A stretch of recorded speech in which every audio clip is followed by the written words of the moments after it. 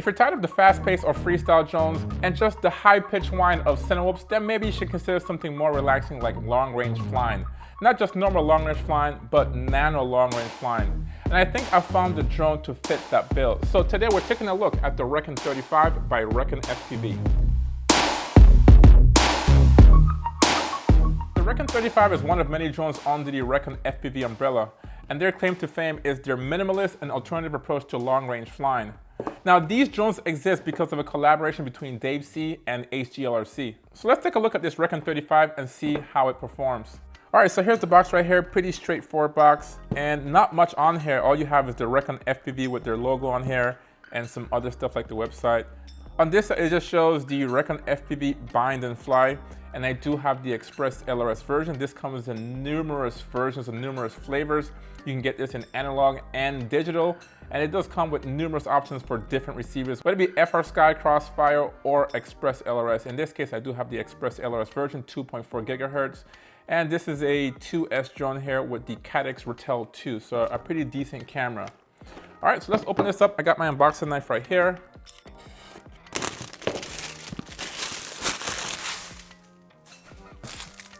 It always falls right there.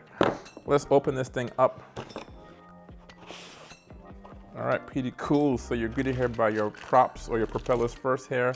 And these are gem fans. These are 3520s, I think. Yep, 3520s, and you get 3 of each. So 6 total propellers, so you have 2 spares, which is pretty good. And then here's the drone right here, right in front of your eyes. Put this to your side, and wow, jeez. Good gracious. Never seen a drone like this before. Anyways, this thing is beautiful, guys. Wow. All right, let's put this to the side. What else do we have in here? Here's your battery strap, but I don't think we'll be using this. I guess you could use this if you wanted to, but this uses 18650 batteries that we'll talk about later. Here's your manual. You have some screws on here, pretty nice screw. This one here is a gold or brass or copper screw, and I'm sure this is for your camera. So this drone is large enough to carry a naked action camera like a naked GoPro or the SMO 4K. Besides that, you have some rubber bands. I doubt we'll be using that, but I'm sure that's used for like keeping the battery down. And you have a whole bunch of extra screws here, which is really good. All right, so let's take a closer look at this drone here. And this thing is what's getting my attention first is this. All right, please insert the battery. What? What? Oh, this should be a space here. I was like, what am I reading here? Let's take a look at this. It says, please insert the battery in correct direction. I think there should be a space right here. Please insert the battery in correct direction, not incorrect direction. That would be bad if you put it in the incorrect direction here. Anyways, that point is well taken. There's a lot of notes on this. Now guys, this is a pretty amazing drone, guys. I haven't used it yet, but I've heard a lot about it. I've seen the Rekon or the REKON3, and that was a pretty cool drone. This is their latest. This is the REKON35. And the biggest thing here is that it has large propellers, but the most important thing here is that now we have a 2-cell operation, 2 batteries for longer range, longer flight times, and more power for your accessories here. And this is what Dave C had in mind when he originally thought about making these long-range nano drones. Now, obviously the technology has caught up to his design, and now he has the right components in here to make this a reality.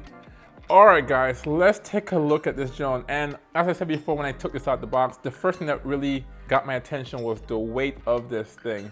Now, this thing here is 117 grams, and that's not a lot, honestly, but when you look at this thing looks so light. Now, these drones are advertised as a sub 250 gram drone, and even with the batteries and stuff, you can get sub 250 grams with this drone. All right, so a couple things to know here is that obviously the big glaring thing here is this wide top panel here to accommodate the 2-cell batteries, and I do have 2 18650 batteries. I'll talk about that in the next video, but make sure when you order this you have really high quality batteries, and that's a big issue of concern because this thing will perform great or bad, terrible, based upon the quality of batteries you have in this drone here. Besides that, just the arms, you know, pretty skinny arms here. And I noticed from the get-go, we have a combination of carbon fiber and plastic parts. So you have this top plastic piece here that's riveted to the carbon fiber. And I wish there was a screw on here because, well, actually, you know what? It is a screw. I thought that was a rivet. So I do stand corrected. It looks like a gold rivet, but it's actually a bolt that goes straight through. So that's good. So if you do damage something, you can remove this top plate here, no big deal. And it's a really interesting lamp. If you look at it right here from the profile here, you see this little U right here. Now this is to accommodate obviously the flight controller, and this is the biggest differentiator in the way how this looks compared to the digital version. The digital version has a little bit different look where the tray down here dips down a little bit lower. On the back here, you have a tray here, a TPU mount for your GPS. This does have a GPS built in, which is really, really good. And as I said before, the REKON3 has been on the market for a while, and that one does not come with a GPS attached to it. All right, so let's take a look at some of the specs on here, because why pay for this if you don't know what it is capable of and what you get for your money? Okay, so let's start off with the frame. As we said before, this is the REKON35 frame. And as I said before, it comes in two versions, obviously analog or digital. So if you are gonna be making this yourself by buying the frame, make sure you get the one that's adequate for your VTX. With all that said, this drone here weighs 117 grams without the battery. And with the battery and they say with an action cam, it should be sub 250. So that's pretty awesome, guys. Talking about the battery, guys, this is a 2S or 2-cell drone. This is very obvious here, but these two cutouts here, and it requires an 18650 battery. I have some right here. I will talk about this in another video because this is a really important point. There are multiple brands of batteries out there, even by well-known manufacturers, but they all provide a certain characteristic based upon their design. The well-known battery in the FPV community is the Sony VTC5.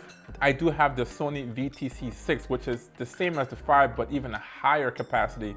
Now, it's a little bit more expensive, but for what you want to do, I highly recommend a battery like that. With the said 18650 batteries, Rekon is talking about getting around 15 minutes of flight time, and that's with a 3000 milliamp hour battery. And as I said, I do have a 3000 milliamp hour battery, so that should be adequate. And I have a 3400 milliamp hour battery, but I don't think these batteries are gonna perform as well as the lower capacity ones. So we'll talk about that, as I said before, in the next video. All right, coming to the front here, we have the Caddx Ratel V2, which is a really good camera. I've used this camera on other drones, and it really is one of the best analog cameras in the game. If you do get the digital version, you will have a Caddx Polar on here. And it's not the best camera for daylight, but when it gets dark and it's nighttime, it is still the best camera for nighttime flying. Okay, so talking about the camera here, we have a VTX in here, and it's power adjustable from 25 to 100, 200, and 350 milliwatts.